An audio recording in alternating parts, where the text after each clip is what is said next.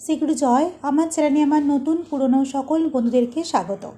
আজকে চলে এসেছি ঠাকুরের একটি কবিতা নিয়ে। কবিতাটির নাম গুরু আমার, লিখেছেন তপন কুমার চৌধুরী।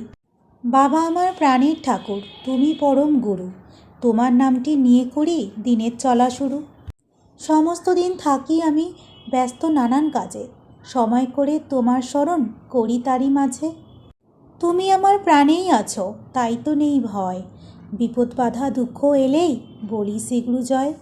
নিখিল বিশ্বে ভক্ত শিষ্য যেখানে যত আছে, সকলকে তুমি দয়া করো, সবাই সমান তোমার কাছে। তোমার কথা যত পড়ি অবাক হয়ে যাই, আমি যেন একটুখানি দয়া তোমার পাই।